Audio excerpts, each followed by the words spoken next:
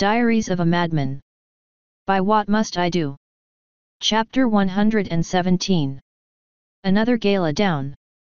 The next day, that same maid as before walked in while Flo was painting a masterpiece.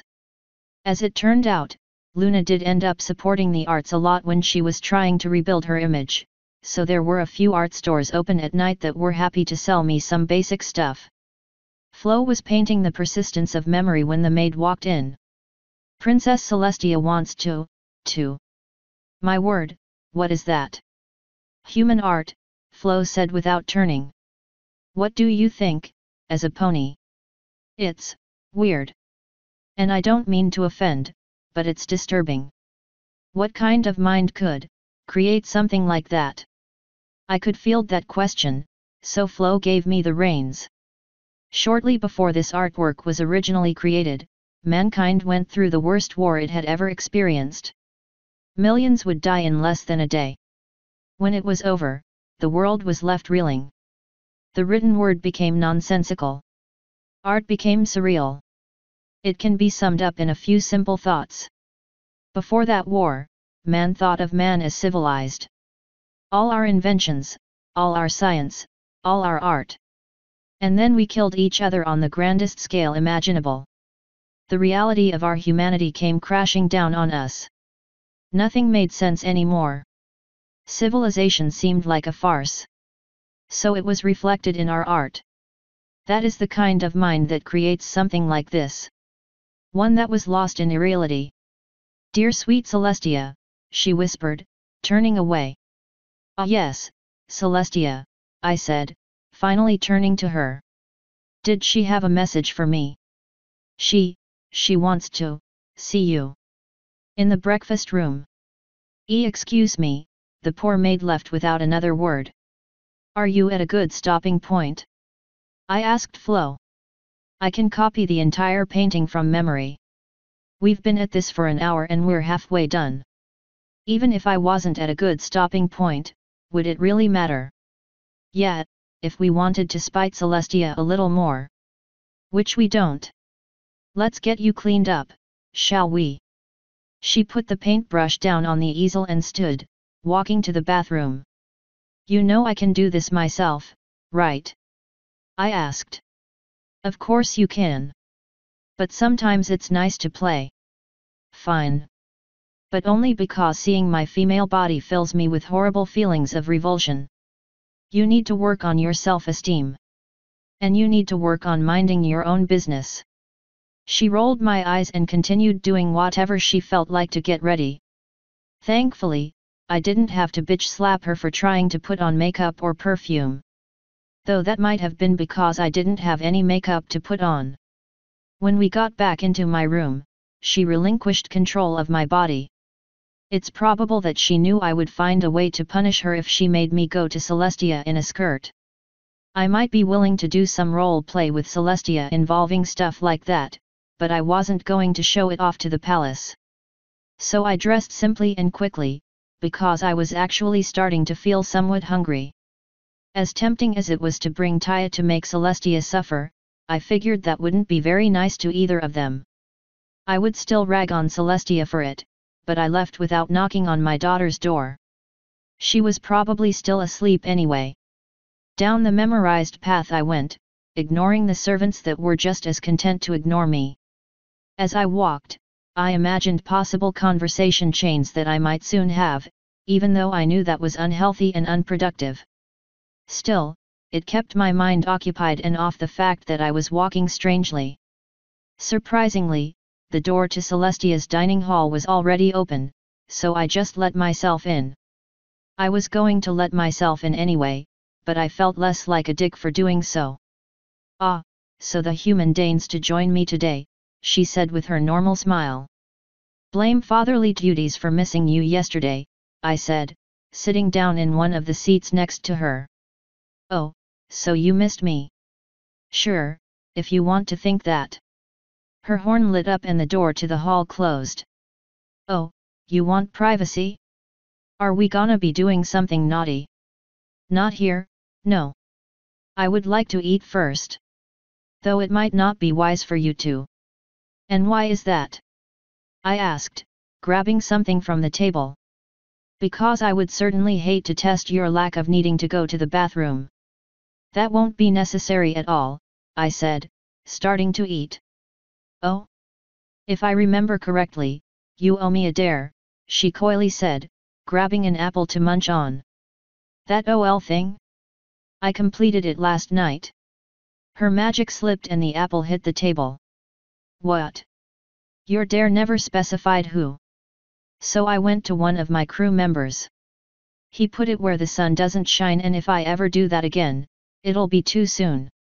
She sighed and asked, must you steal every shred of sunlight in this world from me? You reap what you sow, I replied with a shrug, continuing to eat. Well, how was it, at least? Uncomfortable. Annoying. I was farting cum the entire flight back to the palace. She sprayed apple all over the table before she could stop herself. Like I said, it's not something I want to repeat. It's an acquired taste, she said between pounding on her chest to try to expel the rest of the apple. As always, if something takes effort to enjoy, it's probably not worth it. I have a perfectly good fun hole and plenty of people willing to play with it. Why go through the trouble of getting used to something else? Novelty. And sometimes the feeling of doing something so wrong is so right. Weird. Well, I won't be doing it again anytime soon. You're no fun. You'll get to see just how much fun I am tomorrow at the gala, I said with a smirk. She pursed her lips and went back to eating. Oh, come on. Don't tell me you're already regretting it.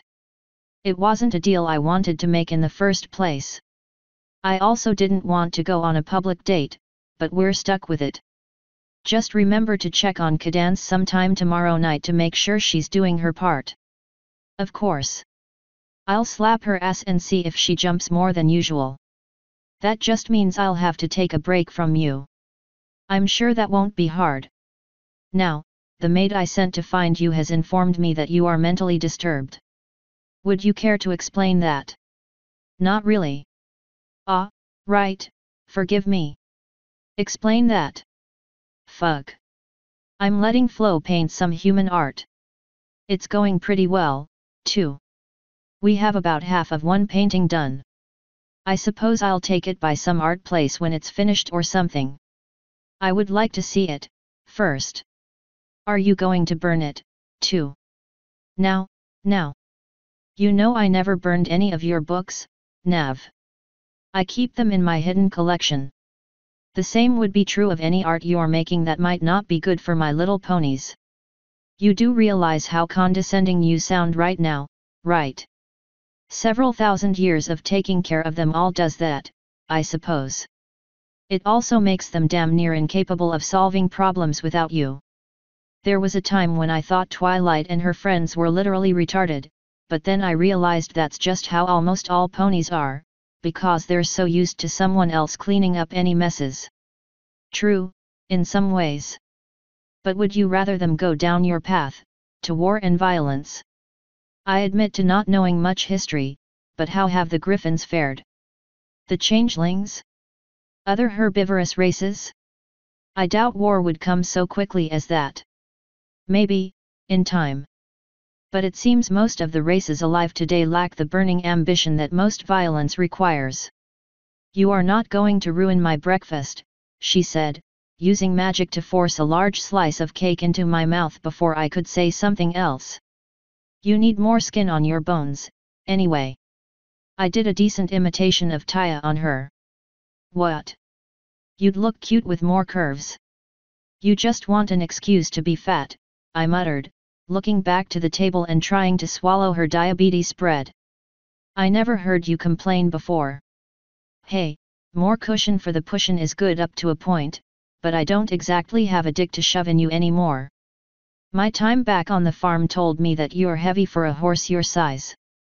Oh, she seductively whispered, her eyes going doughy. And what are you gonna do about it? Thankfully, I knew where she was going with that. I guess I'll have to take you out back and ride you until you drop. She shivered in delight at the thought.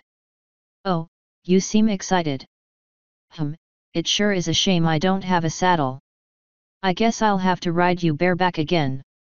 I'll be sure to bring some reins and a riding crop, though. I wouldn't want to let you disobey. It's sad to say, but the blush that slowly covered her while I was talking really was cute. She definitely saw my dirty grin, but didn't comment on it before her horn lit up and I was suddenly sitting on my bed. Well, that was rude.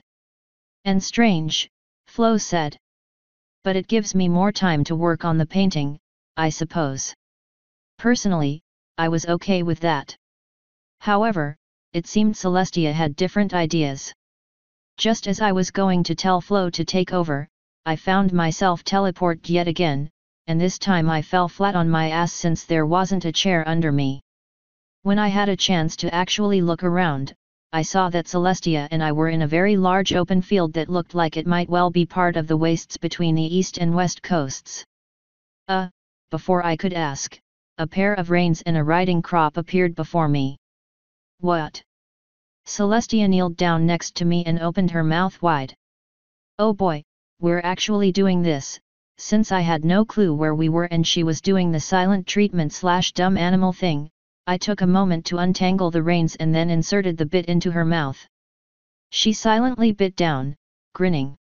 I just shrugged, grabbed the crop, and straddled her back, hoping that riding without balls wasn't too painful. As soon as I was settled, she burst off at a gallop. That wasn't supposed to happen at all, so I pulled the reins back, careful not to jerk them, until she slowed down. Then I gently prodded her sides with my feet, motioning her forward at a slower pace. It had been a long damn time since I rode a horse like Celestia wanted me to, and I had never done it extensively. It was mostly a novelty thing back then. It had presumably been a long damn time since Celestia got ridden, so at least I wasn't alone in my rustiness. Every time she started trying to be naughty or too flighty, I would give her a hard tap with the crop. Her wings flinched each time and she quickly went back to behaving. We had a fairly good system going after about 10 minutes, with her appropriately obeying her human master. Until she spread her wings and jumped into the air, making me grip on tight in surprise and fear until I remembered that I had wings too. Even then, that was not what I wanted her to do. But since she had done it anyway and I had no clue where I was, meaning she could leave my ass behind in an instant, I decided to play along. Riding her in the air was an entirely different experience. There was no pain from her bare hooves pounding onto the ground, and the motions her body made under me were completely different. It actually felt disturbingly good, feeling her move under me like she was doing. It was at least enough to make me feel slightly better after my pussy got horribly abused when we were on the ground. When Celestia found a calm river fed into by a short waterfall, she started circling, looking for a decent spot to land. The area she found was actually very pretty, but I'm pretty sure she chose it more for the calm water than anything else. Either way, she landed in a large field covered in flowers next to the river, then trotted up to it. As soon as we got to the edge, I patted her side and slid off. "Open," I said, reaching for the bridle. Her mouth opened and I pulled the device off of her. She turned down to the water and I gently patted her neck, looking around more, as she drank. The water was fairly clear, so I wasn't too worried about her getting sick. Mind, I wouldn't want to drink it or even swim in it, but she was definitely welcome to. "This really is a nice spot," I quietly said, looking back toward the field. She didn't answer with words. Instead, her muzzle pulled up to touch my hand, where I had been petting her neck. It looked like she was smiling, but with my hand in the way, it was hard to tell. That was easily fixed by rubbing her cheek instead, proving that she was. Then she pulled her head away again and put it over my shoulder. The intent was obvious, so I hugged her. "Guess it's a good thing the gala's coming up," I said when I let her go. "Everyone expects their princess is getting ready, I suppose. And if not, well, fuck them. Let's go for a walk." That we did, walking side by side into the large flowery field. As we walked in silence, my mind got to thinking. Unfortunately, those thoughts turned dark very quickly. You know, this field is really nice, but even now, I can't help but wonder. What used to be here? Are we walking on the ruins of a human city? She didn't answer, as expected. However, she did move a little closer to me, which I suppose is all I could really ask for. That thought should be sad, I suppose, I continued. Today's society is built on the graves of millions of my people. There are none left. I'm some mutant clone. Athena sold her humanity for knowledge. Arachne lost humanity to hubris. I should be sad about that. But I can't feel anything. Her ears began twitching and she moved closer again. I stopped and looked down, unable to think about anything other than what could be under us. What monstrous tomb or ghostly entities awaited underground, just waiting for the chance to come out. In the end, I just sighed and sat down on a patch of grass. After a moment of thought and checking for ants, I went from sitting to lying. Celestia joined me, gently putting her head on my stomach. It's odd, I suppose. As much as I should be sad or angry, I can't really feel much about being stuck as a girl, either. I suppose a sense of loss or regret, but really, it's just par for course, now. I got fucked in every other aspect of life, after all. Why not force me to get fucked just to have sex, too? As much as she might have been dying to say something to that, she held her tongue. I had a make or break question for her, though. How long can you really expect to survive after you truly stop feeling anything? Surprisingly, she managed to not answer with words. Instead, she chose actions, though those actions weren't really in keeping with an animal. She sat up and kissed me. When she decided she was finished and pulled away, I sighed and said, well, that fills me with a feeling somewhere, but I don't think it's the one you wanted. Sure is a shame I'm a good person that wouldn't take advantage of a mindless animal. She finally chuckled and her horn lit up. Good thing I'm not so mindless, she whispered, starting to pull my pants down. As soon as they were around my knees, she stopped. You're bleeding. I'm what? I asked, sitting up and looking down. Sure enough, I was bleeding. Her horn lit up brighter, but I quickly sighed, don't bother. What?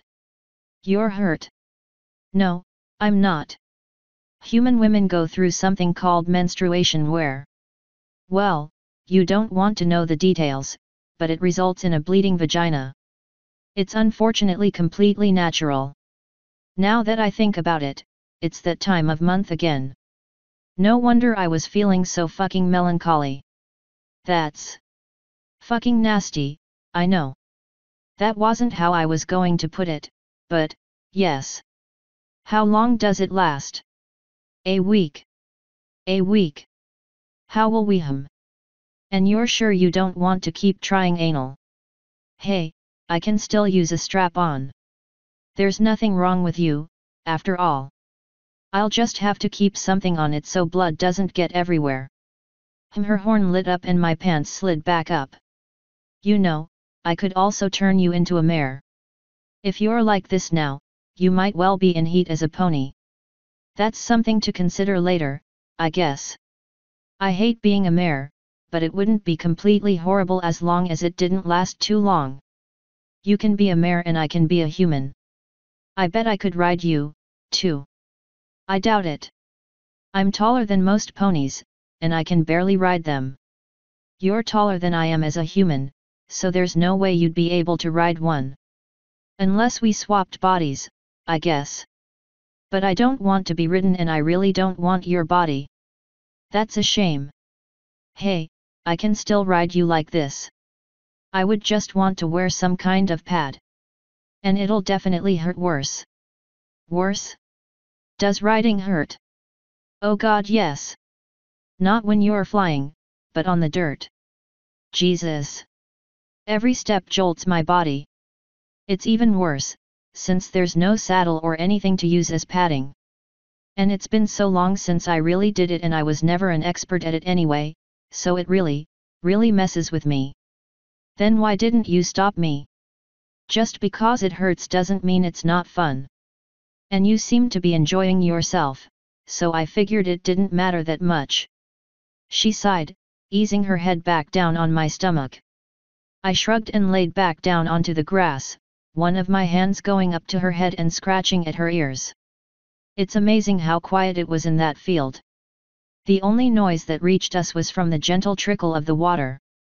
That was a nice day. As much as Celestia and Cadance both tried, I absolutely refused to wear a dress to the gala. Celestia's magic was strong, but invisibility is hard, so she couldn't keep me invisible the entire time. She told me the spell would only last about an hour. Apparently she couldn't use real magic to make me invisible because she would have to constantly be concentrating, which would be hard with me doing illicit things to her while also trying to talk to ponies at the gala. Celestia and I started the night in a small room outside of the large room where Celestia usually stands during the gala. Any last thoughts? I asked, checking on the toys I had in my pockets. I made this deal with you, but don't think I won't get you back if you get us caught. And if you thought your reputation was bad now. Well, if you get discovered, don't expect to find any special some pony in the next 200 or so years that isn't me. And yet, I don't feel any concern about that, I quietly said, popping my knuckles one last time before we were on. The smile she gave me for that let me know that she got the message. I made sure to add a grandfather clock to the other end of the hall from where we'll be standing. Keep an eye on it. The gala starts at 6, which is in 5 minutes. You may begin then. Finish whatever you're doing in 45 minutes. The spell should last slightly less than 15 minutes longer, but I want a margin of error. I'll give you 10, I said, crossing my arms. The deal was during the gala. You're lucky I'm not making Twilight and Cadance cast spells on me, too. I can clean up any mess you make, but the smell is on you. As is my smell, for that matter. It drove Spike rapey, so I hope you didn't invite any predators. I didn't, this year. Cod and Spider will probably be attending, but I don't think they will bother you. Ah, want some of the attention off of you. Smart. Doppel? Jack. If your maid attends, it will be in her own form. I don't know a Jack. He's my blacksmith, a minotaur. You, have a minotaur? And you didn't tell me. I didn't realize that would be a problem. He's on your crew, so it shouldn't be a problem. But it's discourteous to have an event like this and not invite any visiting minotaurs. Dude's probably back on the ship now anyway. Got a message a few hours ago that it's done. It's not too late to send someone for him. No, I'm sure he knows. If he wants to come, he'll come. Anyway, she took a deep breath, her horn lighting up. It's time. Do you have everything on you that you want? I grabbed my crotch to check, then shook my head. I'm afraid not. She snorted, rolling her eyes. The light from her horn shot at me and I disappeared. Grab onto my tail. I don't know how experienced you are, but it's hard to walk when you can't see your own legs. I'm fairly experienced, I said, walking over to her and wrapping one hand around her tail. But I won't say no to a chance to walk close to your ass. At least I know you like what you see, she said, her voice sounding rather resigned. Let's get this over with. That's the spirit, I said right before she opened the door. Together, we walked to what was surely going to be the best night ever. We got into the large room with about 15 seconds to spare. That gave me a small moment to scan the crowd, all of whom looked up at Celestia when we entered. As usual, the vast majority of them were ponies. The only exceptions I saw were Cod and Spider, who were next to one of the back walls. A small gulf surrounded them and all the ponies around them kept casting furtive glances their way. I also saw Fancy Pants in the crowd, so I knew he and his wife were probably there. Fleur would probably be staying away from Celestia, though, so I doubt I'd see much of her. Even if I did, hopefully she was taking my threat to mind. But all thoughts of sizing up the crowd disappeared when Celestia began talking, since that was my cue to get to work. About 53 minutes later, I was happily walking back. The halls were mostly clear since the gala was going on, and I was still invisible, so I was able to easily get to my room. The few ponies that were in the halls looked up as I silently passed, sniffing quietly at the air and looking around. None really stopped to question it, though, so there weren't any problems. I made sure that Taya knew she wasn't allowed in my room during the gala, so I didn't have to worry about her seeing the door invisibly open and then close, or wonder why I suddenly appeared out of thin air, wearing a wet double-headed strap-on and covered in sweet-smelling fluids. All of it and the other toys went with me into the shower. I didn't even bother taking my clothes off when I got under the water. Cleaning up was simple, thankfully. I got all the sex toys cleaned as well as I could without boiling them, got myself as physically clean as possible, then got out. It felt good to be cleanish again, after walking back as wet as I was. It was also nice to finally get a chance to get myself off, even though I was currently disgustingly bleeding. When I got done with all that, I got dressed again, put my sword and dragon armor on, so I couldn't get stabbed in the back again, though I didn't use the helmet, threw a dark cloak over my shoulders to hide the tightness of the armor, and went back to the gala. Little had changed since I left, though Celestia now seemed at least slightly more able to hold a conversation, despite the toys I left behind. To remind her that I was still there, I revved the controls, making her flinch slightly and look around. Unfortunately, I didn't have time to enjoy the moment, because I was immediately swarmed by nobles, each one with Luna on their lips. I crossed my arms and just waited, looking around at the ones in front of me in silence. After a few minutes, they all petered out. "You, talk," I said, nodding at one of them. "Are the rumors true?" the nobleman asked. "Rumors are rarely true. But please, indulge me." "What rumors?" "That you killed Princess Luna." "Absolutely not. She broke the law and will be punished by the law, not by me. However, she disappeared. If she makes any attempts to find me and break the law again, I will defend myself. It will not end well for her. That's all I have to say about that." I nodded to the mayor next to him. What was it like? When she did what she did?" "Imagine, crumpling a piece of paper into a ball." The mayor blinked. "You have total control over that paper. You can make it into something beautiful if you want." I reached a hand out and softly caressed her face, making her flinch. "Write a poem on it. Fold it into any shape." Both of my hands went to her cheeks, making her breath catch. I continued, my hands pressing tighter against her. "But instead, you ruin it. Make it something ugly." My hands slowly left her face and returned to my sides. "The paper knows you're the artist, the writer, its master. It wants to be molded into something beautiful. But instead, it's destroyed." She looked away. "Ruined." Tortured with knowing its master betrayed it, a tear fell from her face. "But it's not over, no. Paper that's written on can be cleaned with special inks. Paper that's been folded can be unfolded. Paper that's crumpled. Please. Paper that's crumpled can never be smooth again." She squeezed her eyes shut and looked down. "That is what being raped is like. Ruined forever, no matter how clean you might look from a distance." "Any other questions?" The nobles very quickly cleared away from me. When I looked to make sure they were all gone, I found Cot and Spider standing behind me. "Enjoying the party?" I quietly asked. "That was an apt description," Cot said, looking away. "One maybe even these spoiled ponies can understand." "You can never truly understand what you haven't been through," I said, walking over to her. "They are luckier than the three of us, then," she said. "Each crumpled and shattered." "That's far too much of that," I said. "Again, are you enjoying the party? No. I spent too many years of my life with these formal sessions as my hunting grounds. There's little enjoyment to be found here. Nothing's stopping you from leaving, you know. It pays to acclimate the elite to your presence in a new place. Especially when you have someone like Spider with you.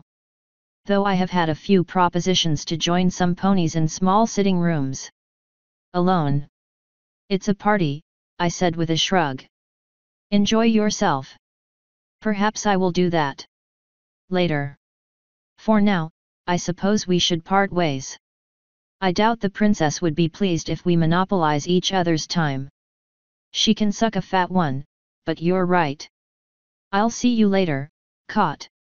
Until then, Nav. She gathered up her pet and they wandered off, leaving a wake of whispers behind them. My next and only other target for that night was Cadance, to make sure she was upholding her dare. I also wanted to see her in her natural element, to see if she was being a good politician or whatever it was she did. I had seen her at the previous gala, but that one kind of went to shit. I started wandering around the main areas of the palace, looking for her. Thankfully, most of the nobles seemed to have gotten the message that I wasn't to be bothered. Several of the stallions flinched as I passed when they smelled my pheromones, but thankfully, none commented. All of the wonderbolts were out in the patio area, talking with each other and some nobles. I made sure to sneak out before any of them saw me, because I really didn't feel like explaining what happened to me again. I also didn't want to risk any of them wanting to fuck, given my bleeding vag status. Fleur was surrounded by a string of noble mares, each in some fancy and over-the-top anime-esque dress. Thank God, she was facing the other way when I found her. Not so thankfully, as soon as some of the mares in her group noticed me, I was immediately pointed out. By that point, I was already disappearing around the corner. Ducking into a very convenient side room is all that saved me from getting captured by their group to talk about anime. The door was closed before they could round the corner to catch me, meaning they all ran past. When I heard the last one pass, I breathed a sigh of relief. That's when I realized I wasn't alone, a stifled moan catching me off guard. I turned around to find Cadance rocking from foot to foot. Ah, there you are, I said, smiling. She was alone in the room, so I figured I was about to have some fun. And Nav, she whispered, finally opening her eyes. It was then that I realized she hadn't even noticed me walking in. Sure is, I said, nodding. You don't look so hot, I said, my smiling deepening. I'm trying that edging thing. It's hard. As hard as Shiny's big, long cock? I asked, slowly walking up to her. She flinched at that thought, one of her hooves half reaching to an area that would give her relief.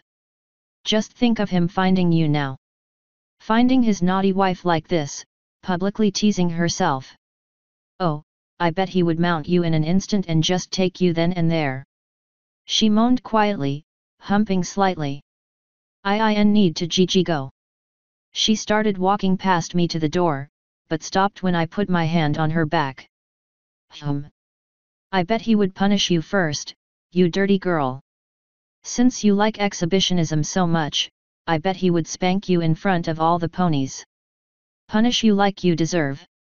Maybe he'd even take you in front of them. And Nav, please. Please what? I asked, taking the last step up to her and hopping onto her back. I leaned up next to her ears and whispered, please keep tormenting you. No. Please keep teasing you. Ugh, no. Please keep reminding you that the dare was meant to be public. Her horn lit up and threw me off and thankfully into a chair instead of a wall. This is bucking hard, she yelled, rounding on me. Let's see you do this. But that's not my dare, I said, leaning back into the chair. If it's too hard, turn it down. But the dare is supposed to take place at the gala. We're in a side room, not at the gala. She grit her teeth and narrowed her eyes. You are awful. Ain't I just? I replied with a cheeky grin. That grin disappeared when she shoved her ass in my face. Turn it down, she commanded. I'm not really sure that's something I should be doing, I said, looking around her ass to her face. If you can tease me, you can turn it down. Consider that punishment for bothering me in the first place. I'd really rather not. I will not hesitate to sit on you, Navarone, she answered. I just rolled my eyes and reached up her dress to turn the dial on her toy down. She sighed in relief as I pulled my hand back. There, happy? God, I need to wash my hands. Let's go back to the party, Nav, she happily said, stepping away from me. I think I'll pass, I answered as I got to my feet. There's nothing else at the gala I really need to do, aside from occasionally tweak some toys on Celestia. Too bad. Every pony knows we're friends, so you're free to escort me back. That way, no pony will suspect anything like they might if they thought I had been alone. All you have to do is come back with me. Then you're free to leave. You are so demanding, I sighed, shaking my head in rueful remorse. You just earned yourself a dance, Cadance said, using magic to pull me along behind her. Oh come on. Don't make me drag you to Celestia's room, she warned. I bet she still has some dresses there. I didn't reply to that, because I knew she wasn't bluffing. That's what I thought. I hope you remember your dances. Flo, why do you keep letting these things happen? Because watching you suffer is so much fun, she replied with a giggle. You're going to be such a handful when you get free. Oh, you know you love it, she said. Just be happy I'm not forcing you to reply to Cadance. Ugh. Unfortunately, I quickly discovered that Fla's posse hadn't gone too far in their search for me, so Cadance and I bumped into them on the way back to the gala. As soon as the mares realized I wasn't running, they surrounded both of us, Fleur at the head. Hello, Princess, Fleur casually said, barely bending her knees. Hello to you, Fleur, Cadance happily answered, a small smile coming to her face. Have you been enjoying the gala? Indeed I have, Princess. In fact, we were just looking for you. And your human friend, of course. As if bored, I pulled out a knife and started using it to pick at my teeth. Fla's eyes twitched, but she didn't relent. I have an invitation for the both of you. Before Cadance could answer, I pulled the knife away and said, I believe we've spoken about this before. My answer hasn't changed. Oh? You know, Equestria's full services might not appreciate the answer you gave me. Ugh, Nav, what did you do? Cadance asked. I vehemently declined her invitation with the warning that she was not to solicit me with any more. That's a mild way of putting it, Fleur said. Do you want to hear the exact wording, Princess? I lived with Navarone for a few months. I imagine I know the gist of what he said. What she said, you mean, Fleur said with a small titter. Yeah. Nav's answer won't change, but I would be delighted to attend one of your parties, assuming I'll still be in town. I'm afraid it won't be the same, without its guest of honor. It's a party about famous human customs, you see. I rolled my eyes. Human customs? Cadance asked. Nav, why don't you want to go? Because they weren't famous. They were infamous. I didn't take part in any of the customs she was talking about. I didn't like any of the customs she was talking about. Most people didn't, actually. They're a niche interest centered around the nerds and losers. I'd rather not see how the ponies are portraying it, thank you. That got a lot of whispers from the ponies around me, but Fleur was just smirking. Oh, she asked. You wouldn't want to make sure we're doing things correctly? That we don't fall down the path of those, nerds or losers. I shrugged. Not my problem. I'll be leaving in less than 2 weeks anyway. You guys can do whatever the hell you want, as long as it doesn't involve me. Well, I think it sounds like an interesting experience, Cadance said. I'll be sure to come, if I'm still in town. Small victories, I suppose, Fleur said with a sickly sweet smile. Somehow, I had a feeling things weren't over between the two of us. I won't keep you any longer, princess. I'll be sure to send the details later. Until then, Fleur, Cadance said, bending her head slightly. The mares parted before us as we continued walking. I put my knife away with a comforting click. When we were a few halls away, Cadance snorted and quietly said, I detest that mare. Then why go to her party? I said I'd go if I was still in town. I'll make sure to leave the day before, if I'm not gone sooner. Did you know she doesn't even love her husband? You don't say. She sleeps around at every chance she gets. At the gala last year, she had sex with Celestia. You probably didn't hear about that, though, since you were bedridden at the time. Yet. Just do what I do, then. Purposefully antagonize her? No thank you. It's better to just pretend to be polite. And then talk about her behind her back. Of course. We're mares, Nav. That's what we do. You're a mare. I'm a woman. Sort of. Speaking of that, why do you even want to dance with me? Because it's hard to dance with some pony shorter than you, if you're not the lead. It's rare that Shining Armor and I get to dance. He wouldn't mind this, though, since we're just friends. And it'll help distract me from what's in me. Fair enough, I guess. Just don't tell Shiny so he doesn't get jealous. I doubt he would. After all, we're just friends. Yeah, but people in relationships have a weird thing about jealousy. How would you feel if he started dancing with Captain Midnight? Her magical grip on my hand tightened slightly before she shrugged. Fair enough, I suppose. Though I don't think Captain Midnight is actually one of his friends. She doesn't really seem to like Pony, actually. She's been through some shit, I said with a shrug. And damn, how far away from the dance floor were we? I made sure to go the roundabout way back, to minimize our time on the actual gala floor. I know how you feel about those ponies, after all. Just remember your dare. Yes, I know. I'll get back to it after our dance. You're free to stay around with me after that, if you want. No thank you. I'll probably just head to the gardens or something to rest. I could always use more time away from everything. That's tempting. It's a shame I took this stupid dare. Remind me never to play that game with you again. No promises. We finally got to the end of a hall and in front of a fairly unassuming door.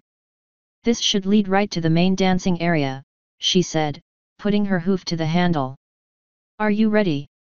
I doubt you'll twerk or grind on me, so sure. Do I even want to know, she sighed. Nope. Shall we? She pushed the door open and dragged me out onto the dance floor, where all the couples were in the middle of a dance. We joined them fairly easily, though it took us both a moment to find a rhythm. Me, because it had been a while. Her, because she wasn't used to dancing with a biped. We got into it quickly, though. While we were dancing, my eyes found Octavia in the band playing music. We shared a secret smile, though I knew she wouldn't get the chance to talk during the gala. After all, she was booked to play music and would probably be busy all night. I shared 4 or so songs with Cadance, mostly to be nice. It was also funny watching her face twitch slightly as she had to oddly position her body to make up for the height difference. That wasn't usually a problem, but with what she was currently wearing, it made things awkward. That also reminded me to tweak Celestia's controls, though she wasn't on the dance floor with us.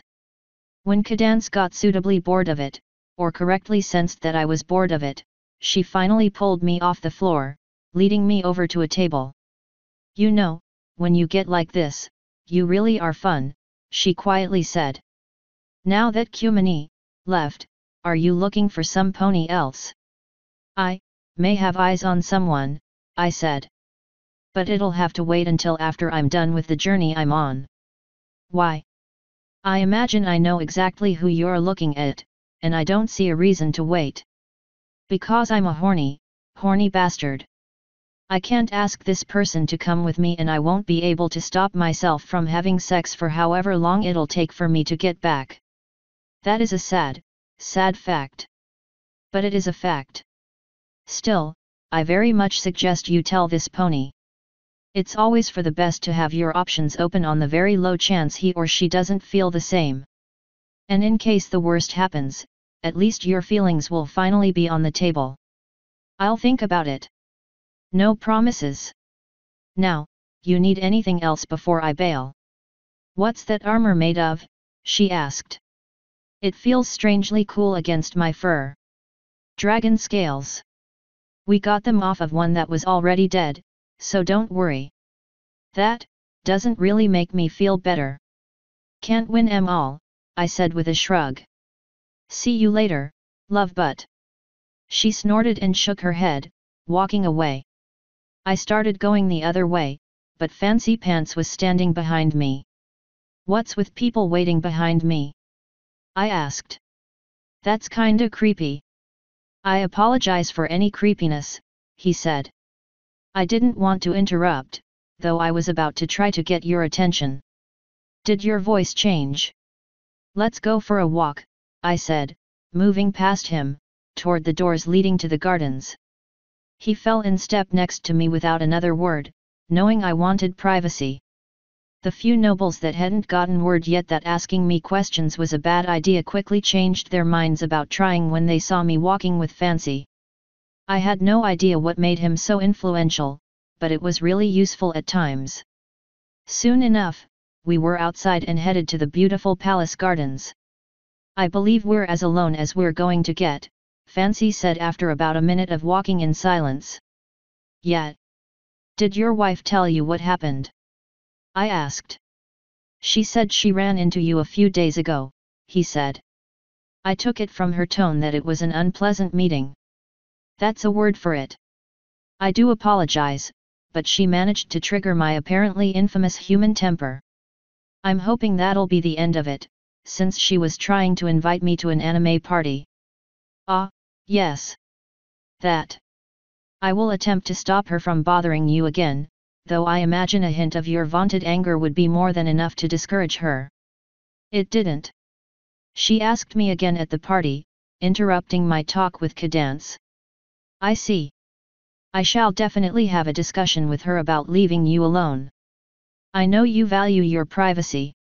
Perhaps it shall work. Hopefully. Now, about my voice. I don't want the news about this spread too quickly, though I know it'll spread. Basically, I got cursed and now I'm a female. I see.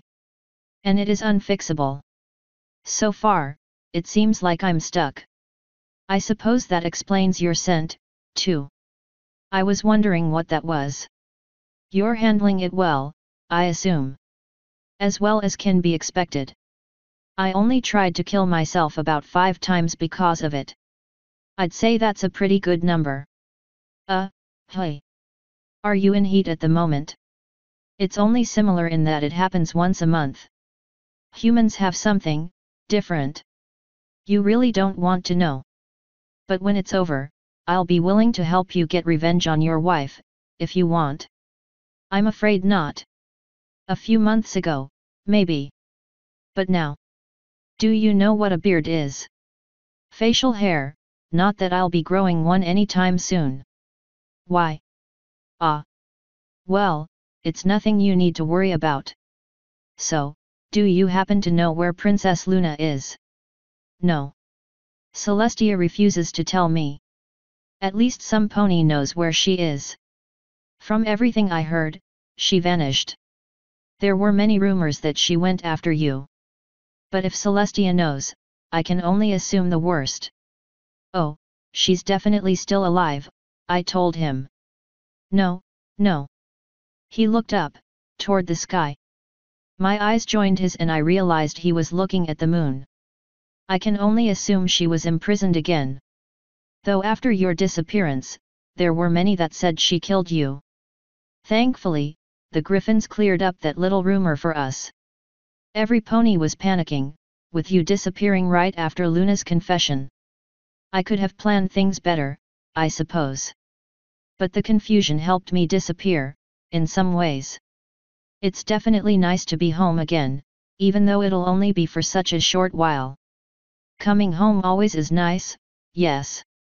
Though I, and many others, can't help but wonder where exactly it was you went. And, of course, where you'll be going next. First, Stalingrad. Then the new Crystal Empire with Cadance and Shiny. Then, Griffiths. Then the land south of Equestria, where nothing that enters ever returns. That's where we found Spider.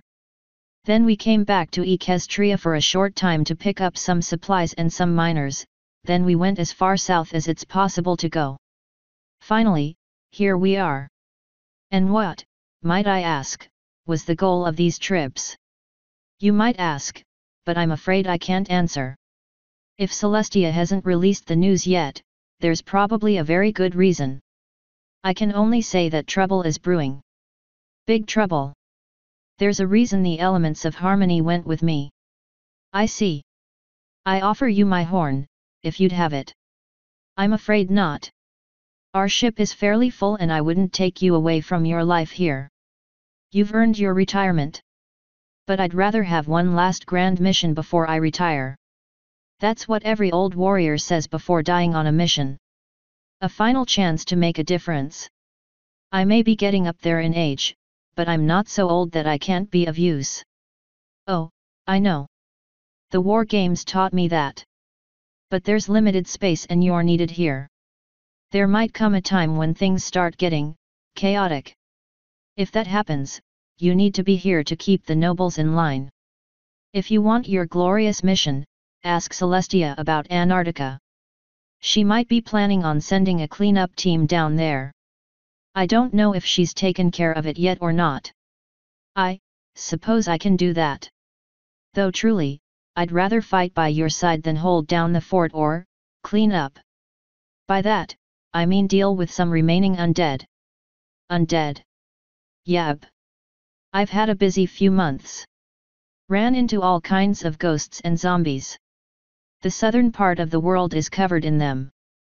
Celestia's supposed to send someone to clean it out. Then I shall certainly talk to her about it. Getting away from Canterlot for some time would be nice. Be careful what you wish for. I imagine you'd quickly start wishing for some of the comforts you had here that you definitely won't have in the field. Good food, a nice bed, someone to share it with, nice music, books.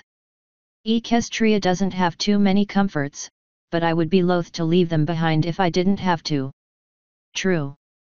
And that reminds me of something. You are a scholar, are you not? Not really. I'm more of a warrior than anything else. I have read a ton of books, though. Why? Have you heard of the books from another world? They seem like something that would greatly interest you. Yeah, I've heard of them. Your wife mentioned you read them. You're a fan. That is a word for it. I've read many of them. They don't seem to interest most ponies, however. Have you read any of them? I wrote them. Or rather, translated them. I thought as much. You mentioned other books in the forewords of some of the ones that were printed. Books that didn't end up largely printed. What happened to those, such that they didn't get printed? Celestia banned them. All books and art I bring from my world have to go through her to be allowed to be published en masse. She can nix any of them if she wants. That is sad. I don't suppose you have the originals of those she decided to ban. Nope. She kept them for her personal library. Most of the best works are there, of course. Of course. What causes them to be banned? Making monarchies look bad, explaining gravity and how the planet revolves around the sun naturally, meaning she doesn't control it, books full of violence, her being in a bad mood, and a few other things that she doesn't tell me about. I could get you in touch with a few private collectors that would be quite pleased to own copies of those forbidden texts, Nav. Many would put a large price tag on them. That is definitely something I'll keep in mind, the next time I have access to Celestia's room and she won't be there for a while. I wouldn't mind having a few extra copies of some of those books around. Just know that I'll probably be slowing down on the books, since I've started trying my hand at art. Do you have anything painted yet? Yet. The first piece was anonymously donated to the art museum here in town after Celestia deemed it acceptable. Depending on how it's received, I'll start trying to sell them after this one. It only takes a few hours to copy each painting, whereas it can take days to transcribe a book. That is astounding. How do you do it? Technology. I have copies of all human books on a device in my room. I have a robot of sorts in my head that helps me write and paint flawlessly. It's hard to explain and it's not important. It just means that I'll be able to get some easy money from art. Not that you really need much more, if what I've heard is true. Yeah, I don't. But keeping an airship flying can be expensive. So is raising a daughter. Something I never had the honor of knowing. Are you going to have any private showings for your art? Or allow Annaponi to proofread your writing before you send it to the princess? I wasn't planning on it. If you'd like to do me a favor, though, I'll be willing to let you get the first look at the paintings, aside from Celestia. I would be honored. What favor do you need of me? Sell it for me. Museums, private collectors, rich friends, whatever. Keep a 20% seller's fee and just put the rest in the bank for me. That way, no one has to know I'm the artist. And my wife and I have the connections to make sure the art moves quickly. Very well. When should I expect the first piece? Dunno. I'll have them dropped off as I finish them. Since I don't have much to do over the nights, I might be able to get some to you tomorrow. Maybe. I certainly look forward to it, then. Your books are interesting enough. I can only imagine what your art might look like. If you don't mind, there are a few parties here tonight that might be interested in obtaining them. Would you like me to speak with them now? Go for it. I certainly wouldn't want to keep you to myself all night. Unless you want me to, though you already said you weren't interested in that. Between you and me, I would much rather be in bed right now than here. And I would much rather be speaking with you than dealing with some of those rich old nobles inside. Amen to that. I'll be staying out here all night or heading back to my room. It's tempting to do the same, but some pony has to keep my wife in check. We will have to get together again before you leave, Lady Navarone. Yeah, don't call me that, please. Noted. Goodbye for now, then. See you, Fancy. He nodded one last time and veered off to head back to the palace. I continued deeper into the gardens. When I got as deep into the place as I figured I could get, and where I almost definitely knew I wouldn't get found, I pulled my cloak off and then unbuckled my chest plate. Soon enough, my upper body was bare, allowing the warm summer night air to gently caress me. If I hadn't been vague bleeding, I would have pulled off the lower part as well. As it was, I set the cloak down as a blanket of sorts and laid down on the ground, enjoying the serenity of the canterlit gardens after the bullshit of the gala. It was, as always, a nice night. Celestia wouldn't ever let it rain on her perfect party, after all. The only problem is that the small clearing I found was eerily silent. With all the pets Celestia had, I was expecting more ambient noise. Still, silence was better than being surrounded by the little bastards, so I wasn't complaining. That was the first hint I had that I wasn't the only predator that stalked the night. My eyes closed and I cast my mind out, just thinking. Some thoughts were about what Fancy said, some were about what Cadance said, and some were about my possible future. Flo was strangely absent, so I figured she was going to let me make any decisions on my own. Decisions that would have to wait, given the furry mass that pressed against my chest. I immediately pushed it away and tried to back off before I realized it was a bat pony. Jesus, Blossom! You scared the hell out of me. You're hurt, she said, her nose flinching. I smell your blood. What happened? Was it that stallion? Just how long have you been following me? A few minutes. I was nearby when you stepped outside. Then I smelled your blood. Do I need to bring you a medic?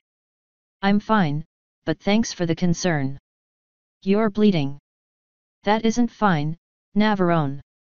Your nose must be really sensitive. And why did you put your head on my chest? To make sure you were still breathing. Now, who hurt you? Ugh. I was hoping I wouldn't have to explain, but this is a human thing. Our females bleed for a week once every month. That doesn't make any sense. It would if I explained the biology behind it, but it's really nasty. So just don't worry about it. Very well, though it seems unnatural. It does to me, too. Anyway, how's your night been? Miserable. I hate the gala and I hate nobles. But as the most senior officer present in Canterlot, I have to be on the palace grounds anyway. Well, get used to that. I have a feeling you'll be the most senior officer for a long time, assuming you stay in the guard. TCH, don't remind me. She lifted her head and looked into the trees around us. Navarone is fine. Return to your posts. The only signs of movement I caught were shifting masses of darkness, but that was enough to tell me there were other night guards up there. Did you really pull people off their stations to check on me? I said we would watch your back, and I meant it. And this way we can talk without having to worry about being overheard. Though I would rather see the wound first, so I know you aren't trying to protect someone. And so I can get a taste, if you don't mind. You sure about that? Fresh blood is always much tastier than that from bags. And I was on my way to get something to eat when I found you, which is why I was able to smell you so well. I can't help that I'm hungry, and I know you're willing to help. All right, I guess. I pulled my legs up and started removing my greaves. The boots were already on the ground next to me, so soon I was completely naked before her. Really? She asked, looking down at my vagina. Hey, you asked to see it, I said. What did you think I meant when I said only our females bled like that? That's a fair point. Her eyes continued staring down, but a red tinge started entering her sclera. Well, now you've seen it. I started reaching for my greaves, but one of her hooves stopped me. Blossom. The red tinge around her eyes started becoming deeper and deeper and she smiled, her fangs very noticeable. It seemed that the gums were retracting or something, because they looked larger and scarier than usual, though her tongue moving across her lips took my eyes away from them. Time to feast, she hissed, her head shooting down toward my lower half. I flinched aside and put a hand on her head to stop her. Whoa now. She pulled her head back up, glaring at me with raw hate. I'm perfectly willing to do this if you aren't in full bloodlust mode.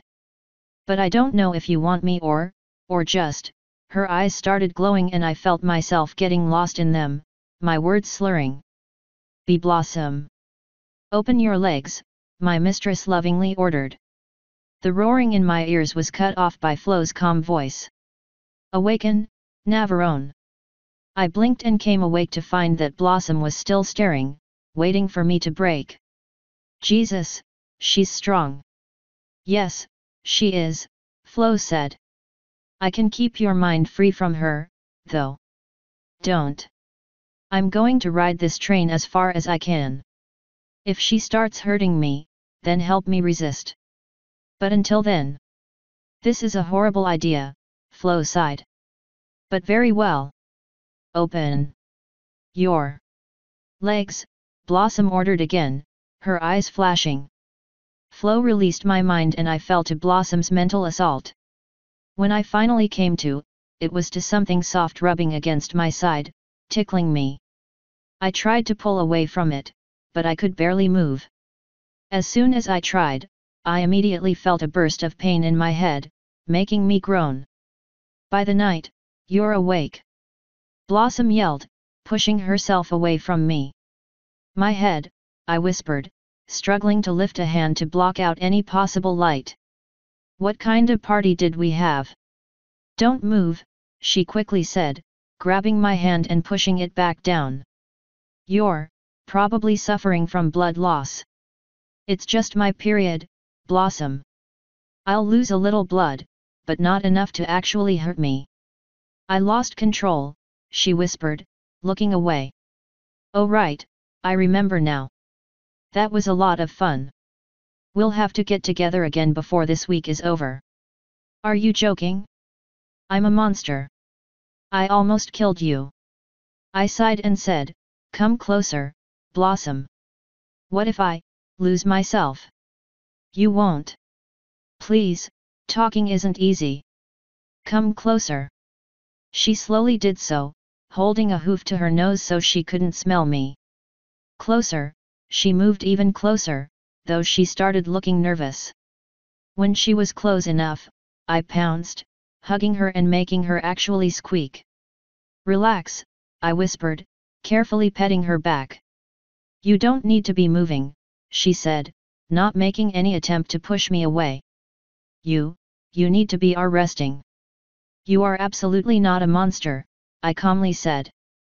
But you lost control when smelling new prey. You were hungry and I seemed vulnerable. It's perfectly normal for you to want to take advantage of that. And I most definitely enjoyed it. I don't remember any of it. I remember finding you here and then suddenly I was drinking from your throat. Your eyes went red and your face changed a little, then you started trying to eat me out. You didn't seem like you were all there, and I didn't want you to do something you didn't really want to do, so I tried to stop you. But then you did something to my mind and that's when I lost myself. Why, don't you hate me? You did what you did on accident, while Luna did what she did on purpose. Also, you're really adorable. She finally pushed me away, glaring at me. What? I am not adorable. I am a fearsome member of the Night Guard and a monster on top of it. As any parent knows, every time you deny being adorable makes you even more adorable. Next I'll start pinching your cheeks. She rolled her eyes. You obviously aren't as upset about this as you should be. There's nothing to be upset about. We've all lost control at least once.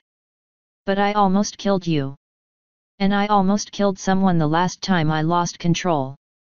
Shit happens. You didn't kill me and you learned from it. Thus, there's nothing to be upset about. Then why do I still feel bad? Because you need some time to think about it.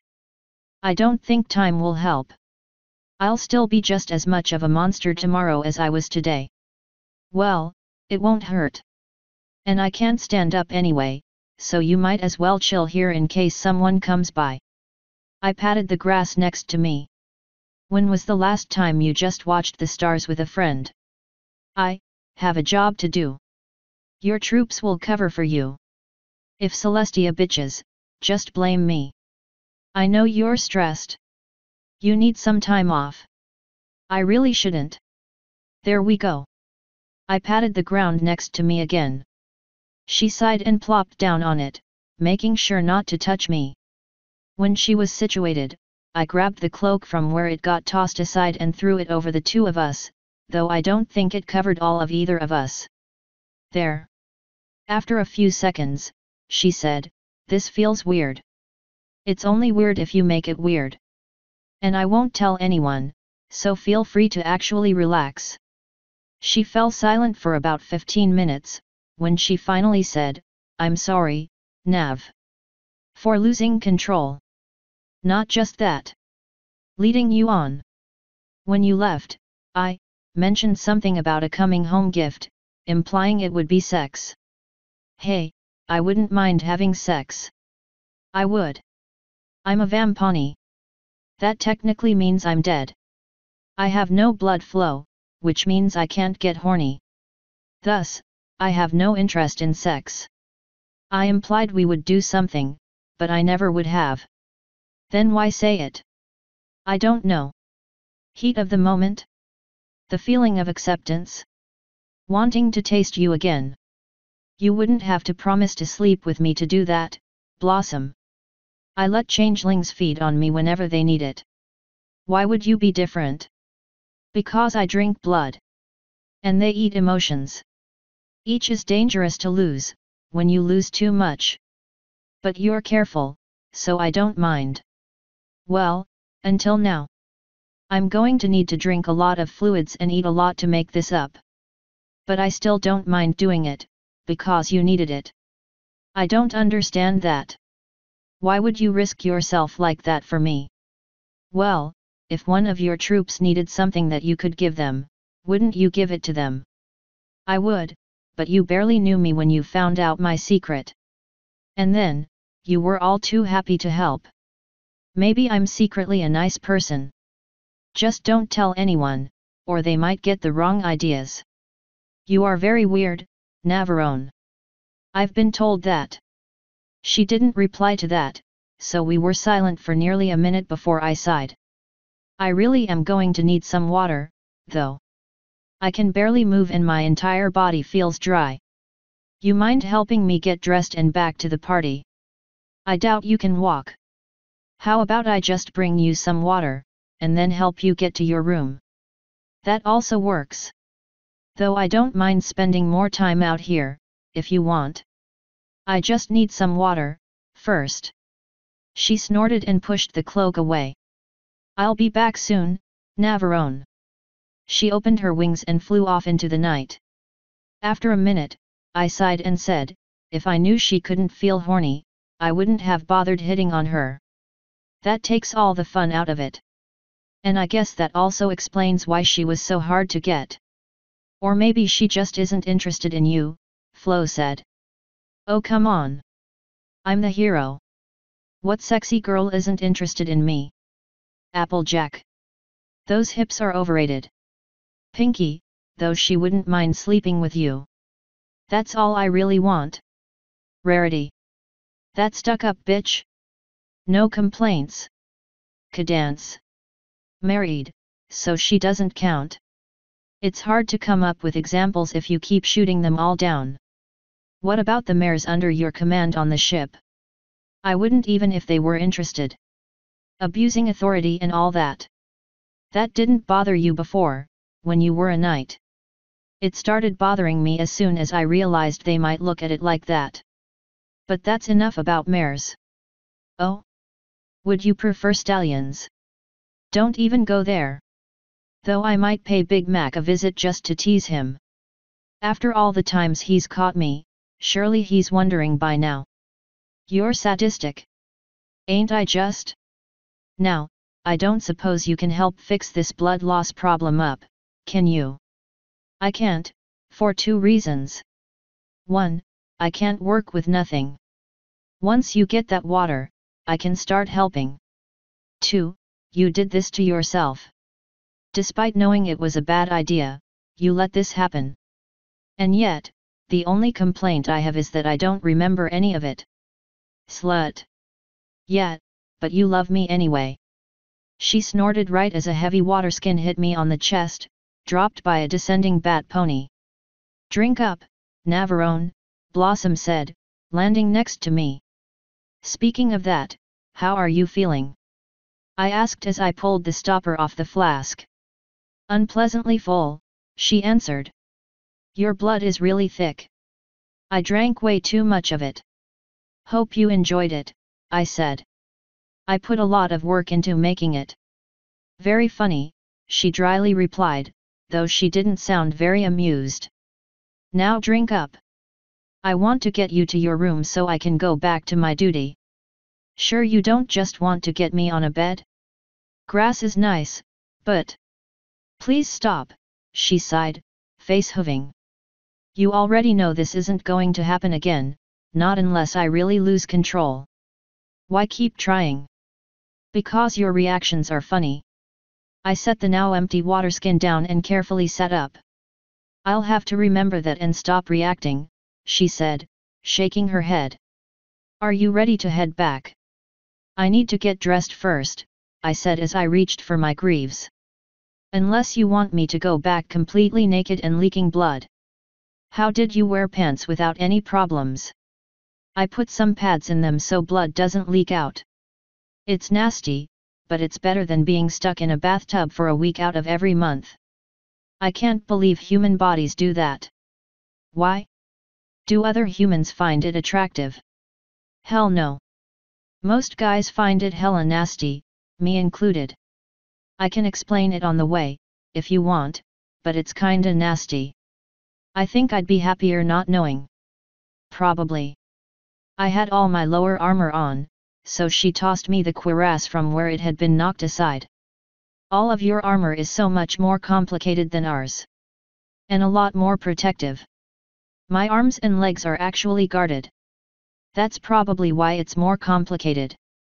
Our armor is supposed to be the best, but I wouldn't be surprised if yours is stronger. And it felt lighter, too. I wouldn't be surprised. This stuff is made from dragon scales. I haven't had to test it out yet, though. I hope I never have to, but I know better. You should come spar with us someday. My troops could use the practice against bipeds and you could probably use the practice in general. Maybe it'll distract you from all that blood. Or I might distract the guards. I'm apparently putting off some pheromones that get noticeable the more time I spend in one place. If a stallion came by, he might try something. It's not like you wouldn't enjoy it. You ready to go now or what? Hey, I'm not a complete slut. I like sex, but I wouldn't put out at the drop of a hat. Especially not when I'm like this. But yeah, I'm ready. Hopefully I can stand. She snorted as I carefully got to my feet. I wish I had the skills to knock someone on their back after sex before I got turned. Rising through the ranks might have been easier. That's not really a thing here, is it? I asked. That depends entirely upon who you ask. Can you walk? I took a few shuddering steps and then nodded. Yeah. I could probably make it back by myself, but if someone waylaid me, I might be in trouble. I doubt anyone wants to attack you, but I'll walk you to your room, just in case. We all remember last year's party, after all. Awesome. And this way we can use each other as an excuse. You, for skipping work. Me, for skipping boring conversations. Everybody wins. At least I'm not the only one that shares a dim view of the worth of nobles and their words. There are a few here that are all right, but not many. And when you grow up in a world that doesn't have them, it's easy to see why they're useless and annoying. I figure that view would be harder to sustain if you grew up here. It is. I didn't start realizing it until I had to protect them often. Entitled pigs. Most of the stallions tried flirting with me. So did I. You flirt with everyone, and you were about equal in terms of rank. You also didn't expect me to reciprocate because of your rank. I nearly had to tear Blue Blood a new breathing hole when he wouldn't leave me alone, once. You should have. It would have saved me some trouble. I'd prefer not to lose my position, thank you. It's a shame my guards weren't on duty at the front door last year. He would have had a harder time getting to you, given he had an arrest warrant on him. For being a prick.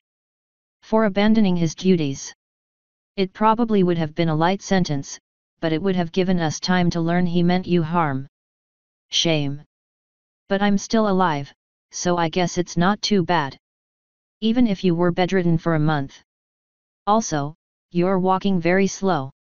I happen to be missing a lot of blood. The only way to really speed it up would for me to ride you, and I don't think that's gonna happen. Is your window unlocked? Are you really in that much of a hurry to get rid of me? I'm in that much of a hurry to get you to a bed. If this is as fast as you can walk, you need to be resting. So you want me to mount you? Don't make me kick you. Hey, you're the one saying you want me to ride you. I'm gonna kick you if you keep it up. Fine, fine. You're no fun sometimes. She rolled her eyes and kneeled. Just get on. And watch the wings. You're lucky I'm so short, I said as I carefully sat on her back. Short compared to who? You're taller than all the ponies I've ever seen, aside from Celestia. Short compared to most other humans. Good thing I'm wearing armor. This would be a lot more uncomfortable otherwise. Stop complaining, she said, spreading her wings. And we're never going to mention this again. Why do so many ponies dislike the idea of being ridden? Hell, Celestia loves it. I do not need to hear about your illicit relations with the princess. I don't mean sex, though she likes that too. I meant actually riding her, like this. She loves that shit. I don't need or want to hear about that, either. It's demeaning and I don't like it. Now where's your room? I shrugged and started directing her to it.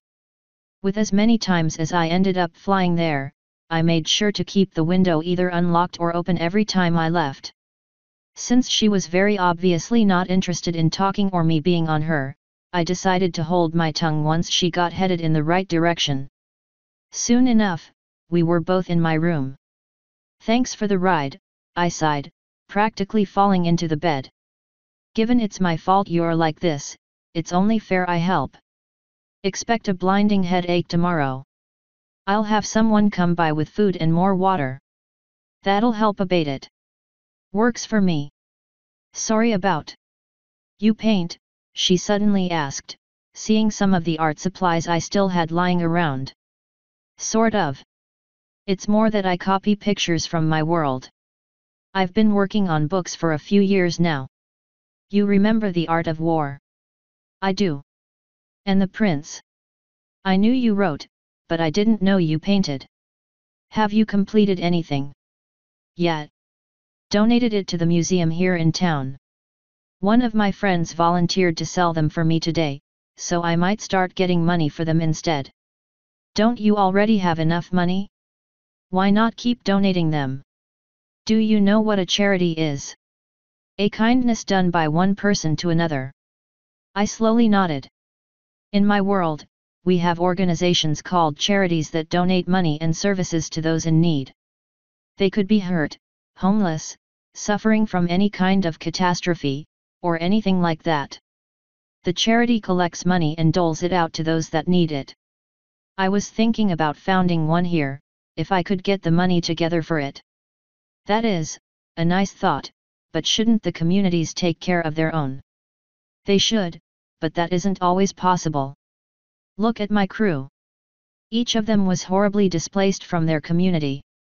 If I hadn't helped them keep their boat, they would have had to provide for themselves and their children while dealing with the trauma of being slaves for so long. They'd have nothing and have to start from nothing. Instead, with some charity, they managed to get an airship and start a business. Isn't that a rare case, though? Rare or not, isn't it the responsibility of those that have to give to those that don't? Maybe. Good luck convincing those nobles. I have to get back to my duty. She started walking to the window again, but I hastily said, why were you asking about painting, anyway? You just don't strike me as an artist, she said with a shrug. I'll be sure to send someone by with food. Hopefully it'll be someone you won't flirt with. Make it a beautiful mare. No way I'd ever flirt with one of those. She just rolled her eyes and jumped out the window. So what kind of painting do you think she'd like? I asked Flo as I started removing armor.